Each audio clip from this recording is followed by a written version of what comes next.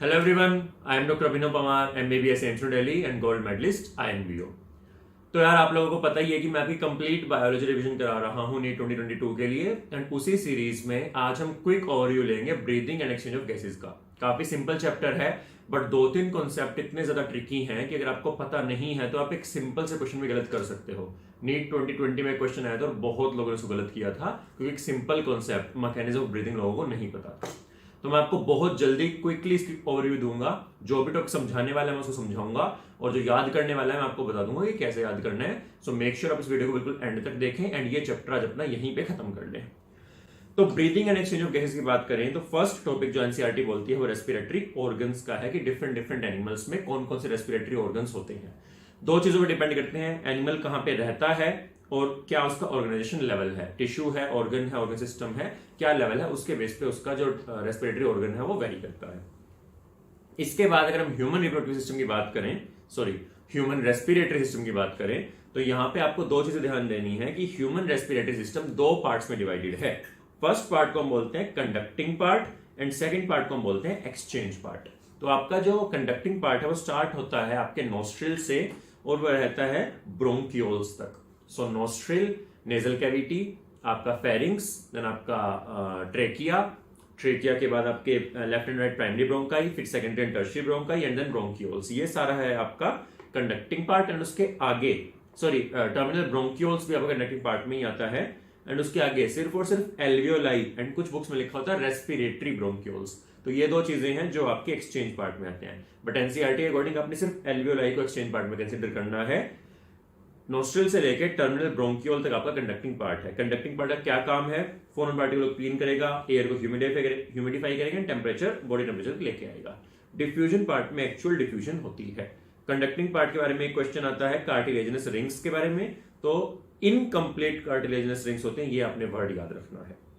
अब अगर हम बात करें मैकेनिज्म ऑफ ब्रीदिंग, एक कॉन्सेप्चुअल टॉपिक है और इस टॉपिक से बहुत बार क्वेश्चन है, बिल्कुल सिंपल क्वेश्चन है अगर आपको टॉपिक क्लियर है तो।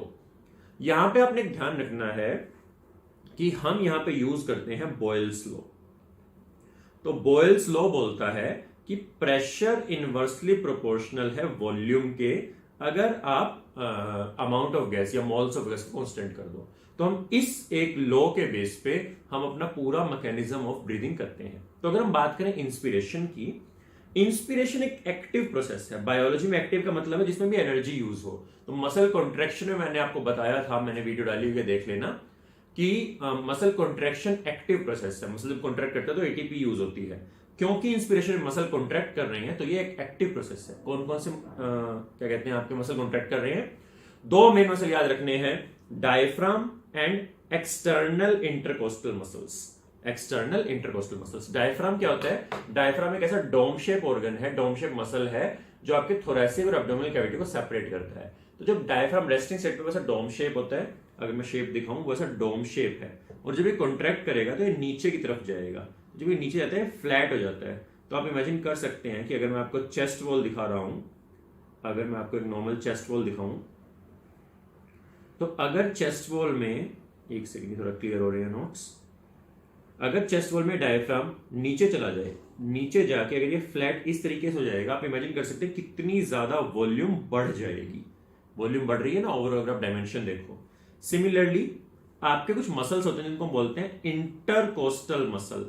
वर्ड तोड़ो, इंटर का मतलब होता है बिटवीन एंड कोस्टल का मतलब है रिब। तो ऐसे मसल जो रिब्स के बीच में हो, तो ऐसे दो रिब्स के बीच में मसल्स, इनको हम इंटरकोस्टल मसल्स बोलते हैं। नीचे वाले डायग्राम में आपको क्लियरली दिखेंगे, ये है इंटरकोस्टल मसल्स जो ऐसे रिब्स के बीच में होते हैं।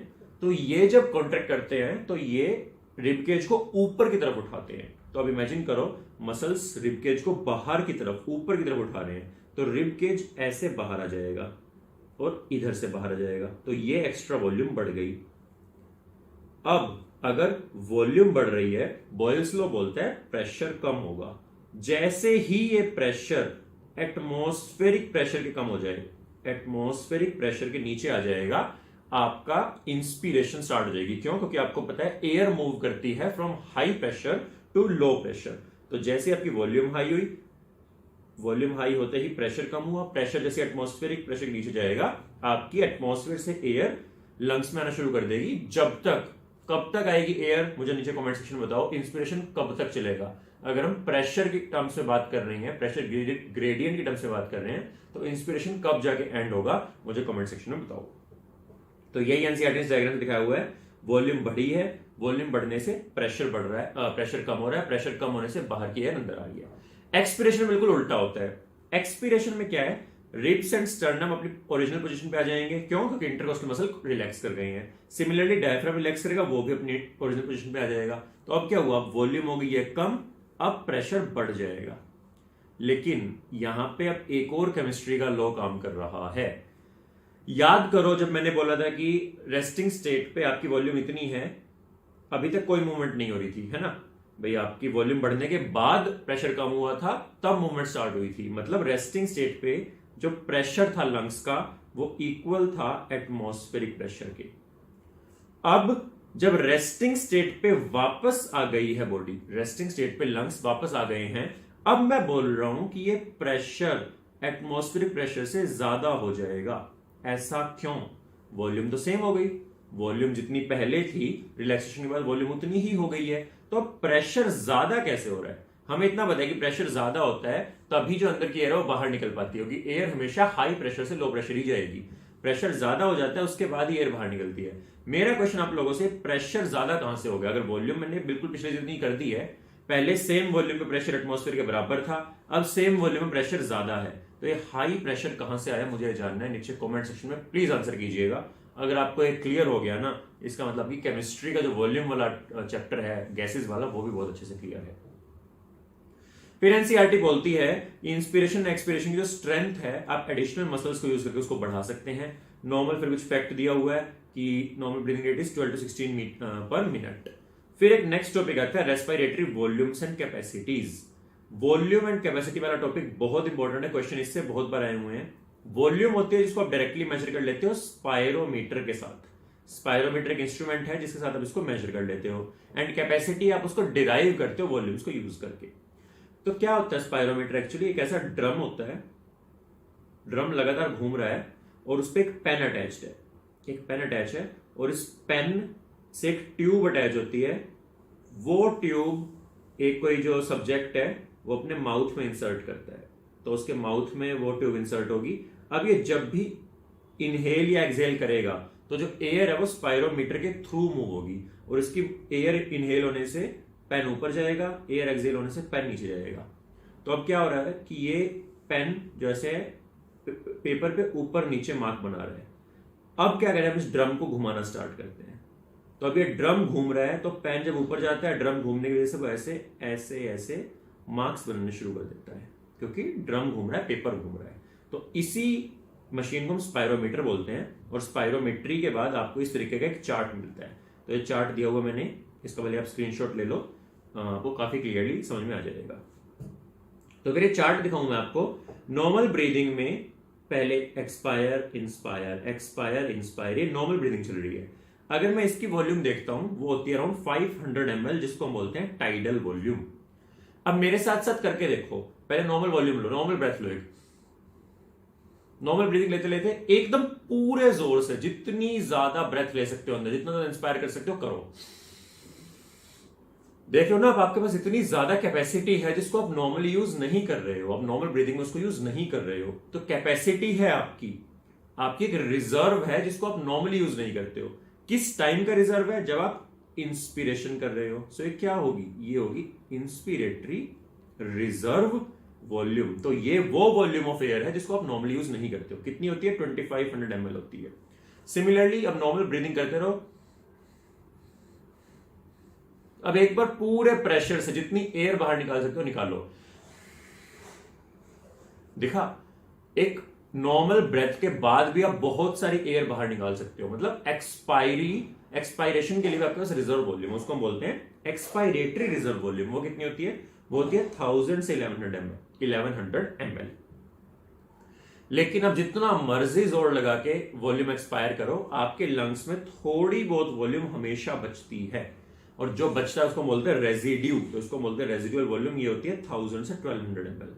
इन्हीं वॉल्यूम्स को डिराइव करके यूज करके हमने कुछ कैपेसिटीज निकालनी है। तो आपकी इंस्पिरेटरी कैपेसिटी क्या होगी? इंस्पिरेटरी कैपेसिटी होगी कितनी वॉल्यूम आप एक नॉर्मल ब्रेथ के बाद इंस्पायर कर सकते हो। तो नॉर्मली सांस छोड़ो, फिर सांस लेना स्टार्ट करो। सबसे पहले तो आप एक नॉर्मल सांस जितनी वॉल्यूम लोगे, मतलब टाइडल वॉल्यूम लोगे, फिर आप रिजर्व वॉल्यूम लोगे, तो फिर आप IRV लोगे। तो ये दो वॉल्यूम मिलकर बनाती हैं आपकी inspiratory capacity. Similarly expiratory capacity कौन कौन बनाएगा? टाइडल वॉल्यूम और एक्सपायरेटरी रिजर्व वॉल्यूम। इस सब को आप तीनों वॉल्यूम्स को ऐड कर दो, inspiratory reserve volume, tidal volume, expiratory reserve volume, ये मिलके बनता है वाइटल कैपेसिटी। एंड उसमें अगर आप रेजिडुअल वॉल्यूम ऐड कर दोगे, आपकी बन जाएगी टोटल लंग कैपेसिटी।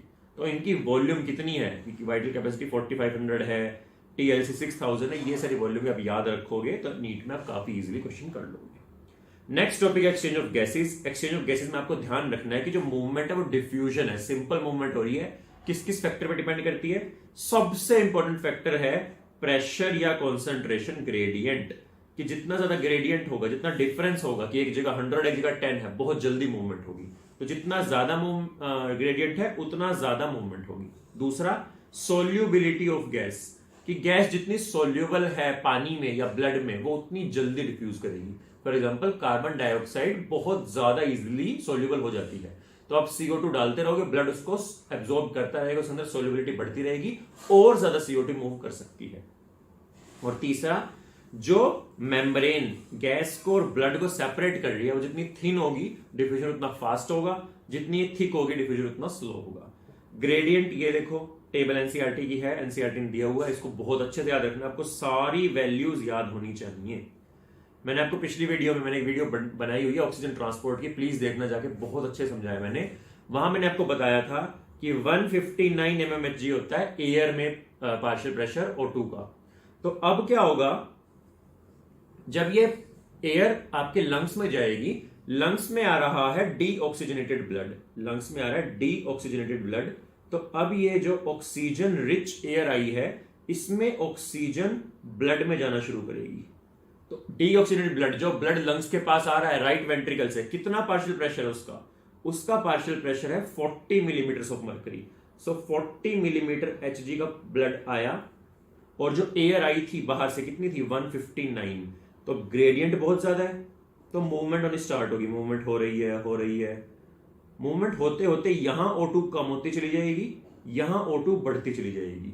तो ब्लड के बाहर निकलने तक ब्लड के अंदर कितना हो जाता है पार्शियल प्रेशर? 95 mmHg हो जाता है, यानी कि 45 बढ़ गया है, 40 से 95 हो गया ना, 45 का इंक्रीज हुआ है। ये 45 कहां से आया है? ये एटमॉस्फेरिक एयर से तो है। तो 159 में से 45 निकाल दो, क्योंकि वो चला गया ब्लड में, कितना बचा? 104 बचा। तो ये 104 कहां से आया है? ये यहां से आया है, याद रखना है। इसका जो 45 कम हुआ है, वो 45 यहां बढ़ गया है। अब ये ब्लड जाएगा टिश्यू के पास, टिश्यू में पार्शियल प्रेशर है 40 मिलीमीटर्स का, तो ऑक्सीजन दोबारा से 95 से 40 की हाई से लो जाती है, तो ब्लड डीऑक्सीजनेट हो जाएगा, उसके अंदर दोबारा से जो ऑक्सीजन है वो दोबारा से 40 हो गई, तो फिर लंग्स के पास एक साइकिल चलती रहेगी। सिमिलरली CO2 के साथ उल्टा होता है, टिश्यू से 45 से 40 मूवमेंट बड़ी इजीली हो जाएगी, फिर ब्लड में बढ़ के पहुंच गया 45, अभी जाएगा एल्वेलाई के पास, एल्वेलाई में फिर 40 है, मूवमेंट फिर से हो जाएगी हाई से low. My question to you is, comment section में बताना कि ऑक्सीजन का जो ग्रेडियंट है बहुत ज्यादा है, यहां देखो कितना ज्यादा ग्रेडियंट है, कितना ज्यादा ग्रेडियंट है। CO2 ग्रेडियंट बहुत ही कम है। स्टिल रेट जो होता है ना कि मूवमेंट का रेट, वो इक्वल होता है, बिल्कुल इक्वल होता है। तो माय क्वेश्चन इज कैसे? हमने ऊपर पढ़ा कि जितना कंसंट्रेशन ग्रेडियंट ज्यादा होगा, डिफ्यूजन उतनी फास्ट होती है। तो अगर O2 का ग्रेडियंट बहुत ज्यादा है, तो डिफ्यूजन इक्वल कैसे है O2 और CO2 की? वीडियो पर ध्यान से देखोगे ना, आंसर कर पाओगे, क्योंकि मैंने ये चीज पहले ही बता दी है।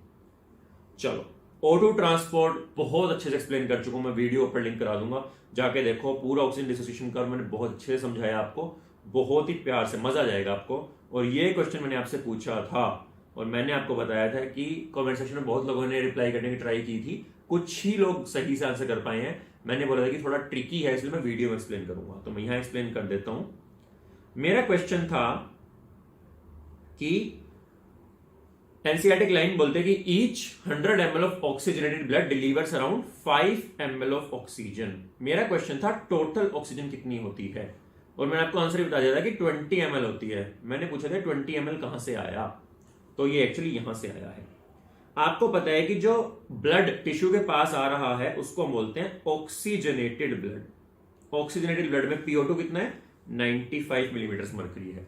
अगर आप देखोगे ऑक्सीजन डिसोसिएशन कर्व में 95 मिलीमीटर मरकरी पे परसेंटेज सैचुरेशन होती है 100%। अब क्या होगा टिश्यू में, क्योंकि ऑक्सीजन कम है, कितनी है? 40 मिलीमीटर मरकरी है। ब्लड में ज्यादा है, कितनी है? 95 है। तो मूवमेंट होनी स्टार्ट होगी। मूवमेंट होने के बाद ब्लड जो टिश्यू से जाता है उसको बोलते हैं डीऑक्सीजनेटेड ब्लड, मतलब ऑक्सीजन निकल चुकी है। इसमें PO2 जीरो नहीं है। टेबल में देखो PO2 है 40 मिलीमीटर मरकरी, मतलब अभी भी इसके पास काफी सारी ऑक्सीजन है। और अगर आप ऑक्सीजन डिसोसिएशन कर्व में देखोगे 40 मिलीमीटर प्रेशर पे सैचुरेशन होती है 75%। तो क्या मैं ये बोल सकता हूं कि ब्लड 100% सैचुरेट होकर आया था और 75% सैचुरेट होकर गया है? बिल्कुल बोल सकता हूं। मतलब टिश्यू के पास टोटल का कितना परसेंट गया है? 100 माइनस 75 कितना गया है? 25% गया है। और ये 25 एनसीईआरटी को बताती है कितना है? 5 ml है। टिश्यू कितना डिलीवर किया? 5 ml है। तो अगर 25% 5 ml है, 100% कितना होगा? 20 ml होगा ना। तो यहां से था वो क्वेश्चन। चलो, तो आपको मैंने O2 ट्रांसपोर्ट पढ़ा दिया। CO2 ट्रांसपोर्ट अगर मैं थोड़ा सा क्विक ओवरव्यू दूं, CO2 ट्रांसपोर्ट हीमोग्लोबिन में बहुत कम होता है, सिर्फ 20-25% ही होता है। जो मेजर है वो बाइकार्बोनेट की फॉर्म में होता है। इसका ये डायग्राम ले लो, डायग्राम का स्क्रीनशॉट ले लो, इससे आपको काफी सारा क्लियर हो जाएगा। CO2 टिश्यू से आया प्लाज्मा में। ये RBC में कार्बोनिक एनहाइड्रेज एक एंजाइम है जो CO2 और H2O को मिला के बना देता है H2CO3, और H2CO3 टूटता है H+ और बाइकार्बोनेट आयन में। अब ये बाइकार्बोनेट आयन की फॉर्म में जाएगा लंग्स तक। लंग्स में जाके रिएक्शन उल्टा चलेगा, CO2 दोबारा बनेगी और CO2 बाहर डिफ्यूज होके बॉडी के बाहर निकल जाएगी। तो ये है हमारा बिल्कुल simple CO2 transport. And her 100 ml deoxygenated blood deliver करता है 4 ml of CO2। 5 ml O2 था, 4 ml CO2 है। लास्ट टॉपिक इस चैप्टर का रेगुलेशन ऑफ रेस्पिरेशन। बहुत इंपॉर्टेंट टर्म है कि O2 का कोई खास रोल नहीं है। मतलब आपकी बॉडी में ऑक्सीजन का लेवल गिरता भी चला जाएगा, आपकी बॉडी को पता ही नहीं चलेगा। क्यों? क्योंकि कोई रिसेप्टर ही नहीं है। रिसेप्टर किसके हैं? CO2 के हैं और H+ के हैं।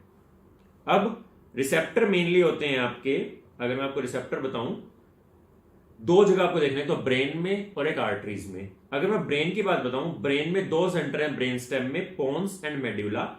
मेड्यूला में दो सेंटर हैं। सबसे जो इंपॉर्टेंट है that is respiratory rhythm centre. ध्यान से सुनना बच्चों, बहुत बार क्वेश्चन है रेगुलेशन से, बिल्कुल ध्यान से सुनो। मेड्यूला में सबसे पहले रेस्पिरेटरी रिदम सेंटर। तो अगर इसको कमांड मिलती है एक और सेंटर से, कौन सा सेंटर है? Chemo sensitive centre. ये भी मेड्यूला में ही है, नाम ही है कीमो, मतलब केमिकल्स। सेंसिटिव मतलब केमिकल्स को सेंस कर रहा है। कौन से केमिकल्स? CO2 and H+। तो अगर आपके ब्लड में CO2 या H+ बढ़ते हैं, या तो CO2 बढ़े या H+ बढ़े, मतलब कार्बन डाइऑक्साइड बॉडी रिटेन कर रही है, बाहर नहीं निकाल पा रही है, तो आपको क्या करना है? इसको बाहर निकालना है। तभी CO2 कम होगी, तभी H+ कम होगा। तो कीमोसेंसिटिव एरिया सिग्नल देता है रेस्पिरेटरी रिदम सेंटर को, और रेस्पिरेटरी रिदम सेंटर इंस्पिरेशन और रेस्पिरेटरी रेट को बढ़ा देता है। तो आप ज्यादा तेज से गहरी सांसें लोगे तो आपकी CO2 सारी बाहर निकल जाएगी और ब्लड में जो CO2 लेवल है वो दोबारा से नॉर्मल हो जाएगा। इसके अलावा एक और सेंटर बहुत इंपॉर्टेंट है, ध्यान रखना, बहुत बार क्वेश्चन आया, वो है पोन्स में। तो P for pons, P for pneumotaxic center. So pneumotaxic center है वो इंस्पिरेशन और रेस्पिरेटरी, इंस्पिरेशन को मेनली कम करता है। बहुत ध्यान से याद रखना, न्यूमोटैक्सिक सेंटर इंस्पिरेशन को कम करता है। बहुत बार क्वेश्चन है, कैसे करता है एमबीबीएस लेवल में पढ़ोगे अच्छे से, लेकिन अभी आपको याद रखना है कि इंस्पिरेशन को कम कर देता है न्यूमोटैक्सिक सेंटर। ठीक है। इसके अलावा आपके अयोटिक आर्च और कैरोटिड आर्टरी, मतलब आर्च ऑफ अयोटा जो है और कैरोटिड आर्टरी है, इनमें भी कुछ रिसेप्टर होते हैं जो PCO2 और H+ को मेजर करते हैं। क्वेश्चन आया हुआ है, मैक्सिमम लोगों ने गलत किया था कि ये जो रिसेप्टर हैं ये क्या मेजर करते हैं। ऑप्शंस थे O2 इन आर्टीरियल ब्लड, O2 इन वीनस ब्लड, और मतलब A और B ये थे। C था CO2 and H+ in venous blood, and D था CO2 and H+ in arterial blood. Maximum लोग C ऑप्शन करके आए थे, CO2 and H+ in venous blood, जबकि नाम में है आर्टरी के अंदर रिसेप्टर है, तो वीनस ब्लड कैसे मेजर करेंगे? वो मेजर करते हैं CO2 and H+ in arterial blood. ठीक है। तो जो इस चैप्टर से इंपॉर्टेंट क्वेश्चन थे मैंने आपको सारे बता दिए। लास्ट टॉपिक है, इससे भी क्वेश्चन आए हुए हैं, इवन लास्ट ईयर भी आया था, that is disorder of respiratory system. First is asthma. Asthma में आपको कुछ चीजें याद रखनी है, ये एक एलर्जिक डिसऑर्डर है, ये इन्फेक्शियस डिसऑर्डर नहीं है, इन्फेक्शन नहीं है, एलर्जिक डिसऑर्डर है। तो एस्थमेटिक्स जो होते हैं इंडिविजुअल्स, उनको किसी चीज से एलर्जी होती है, और उस एलर्जी से क्या होगा, जब भी उनको वो एंटीजन मिलता है, एलर्जन मिलता है, तब उनके अंदर कुछ केमिकल्स रिलीज होते हैं। मेनली कौन कौन, मेनली हिस्टामिन एंड सेरोटोनिन, जो क्या करते हैं, जो ब्रोंकाइन ब्रोंक्यूल्स के मसल्स की कॉन्ट्रैक्शन करा देते हैं या स्पेज्म करा देते हैं। बहुत जोर से कॉन्ट्रैक्शन हो जाएगी, क्योंकि कॉन्ट्रैक्शन से क्या होगा, जो ब्रोंकाइन ब्रोंक्यूल्स है उनका ल्यूमन अगर इतना बड़ा है तो वो छोटा हो जाएगा, बहुत छोटा हो जाएगा। अब कोई भी ट्यूब का साइज छोटा हो गया, एयर उसमें से मुश्किल से पास करेगी, तो एक तो पेशेंट को सांस लेने में दिक्कत होगी। दूसरा, कभी ध्यान दिया अगर कोई बहुत छोटी जगह से एयर तेजी से क्रॉस हो रही होती है तो साउंड आती है, कभी सीटी मारी हो या कभी आपने पेन की कैप में जोर से फूंक मारना, आवाज निकलती है। क्यों? कि एयर अगर बहुत छोटी जगह से निकलती है तो आवाज निकलती है। तो अब यहां पे भी सेम, छोटी जगह से एयर निकल रही है, आवाज निकलेगी, इसी आवाज को हम बोलते हैं वीजिंग। बहुत इंपॉर्टेंट वर्ड है वीजिंग, जहां आगे आपने एस्थमा चूज करना है। सेकेंड डिसऑर्डर है एम्फाइसीमा। एम्फाइसीमा में क्या है, एल्वियोलाई को डैमेज होता है, मेनली सोर्स है सिगरेट स्मोकिंग। एंड एक आप ह्यूमन हेल्थ एंड डिजीज में बायोटेक में पढ़ोगे, अल्फा 1 एंटी ट्रिप्सिन डेफिशिएंसी। ये दो कोज हैं किसके, एम्फाइसीमा के। इसमें क्या होता है, एल्वियोलाई अगर नॉर्मली ऐसा है, इसकी जो एक कॉमन वॉल है डिस्ट्रॉय हो जाती है। तो अब एल्वियोलाई ऐसे बैग एक सिंगल ऐसा बन गया, वॉल्स डिस्ट्रॉय होगी। तो पहले देखो इतना सारा सरफेस एरिया था एल्वियोलाई के पास एक्सचेंज के लिए, अब सिर्फ इतना बचा है। तो सरफेस एरिया कम हो रहा है, सरफेस एरिया कम होगा तो डिसोसिएशन, ऑक्सीजन की जो वो है डिफ्यूजन वो अच्छे से नहीं हो पाएगी, ब्लड में ऑक्सीजन की कमी हो जाती है। फिर है ऑक्यूपेशनल रेस्पिरेटरी डिसऑर्डर, जिसमें दिया हुआ है कि आपको कोई ऐसी सर्टेन ऑक्यूपेशन है जिससे इन्फ्लेमेशन हो जाती है लंग्स में, तो फाइब्रोसिस हो जाता है कि नॉर्मल लंग टिश्यू रिप्लेस हो जाता है फाइब्रस टिश्यू से, कोलेजन से, और फाइब्रस टिश्यू के अराउंड डिफ्यूजन नहीं हो पाती है, तो पेशेंट को सांस लेने में बहुत दिक्कत होती है और उसके ब्लड में ऑक्सीजन कम हो जाता है। ठीक है, ऐसे वर्कर्स को प्रोटेक्टिव मास्क यूज करने चाहिए। फिर मैंने आपको क्वेश्चन पूछा था जिसको मैंने आंसर दे दिया है। आई होप ये टॉपिक आपका पूरा चैप्टर क्लियर हो गया होगा। यहीं पे कोई भी डाउट बचता है तो नीचे कमेंट सेक्शन में को जरूर बताएं, मैं आपको जरूर आंसर करूंगा। एंड मेक श्योर आपने चैनल को सब्सक्राइब किया हुआ है, मैं बहुत ही जल्दी और सारी वीडियोस लाने वाला हूं। एंड मैं ऐसे क्विक ओवरव्यूज दूंगा, जो भी चैप्टर में समझने वाली चीजें मैं अच्छे से समझाऊंगा, एंड जो याद करने वाली चीज है मैं उसको तरीके बता के आगे बढ़ जाऊंगा, जिससे आपको भी टाइम वेस्ट ना हो, आप बहुत इजीली सारा चैप्टर फटाफट मेरे साथ रिवाइज कर पाए। मेक श्योर आपने सब्सक्राइब किया हुआ है, please like the video, comment down your views. Thank you, all the best.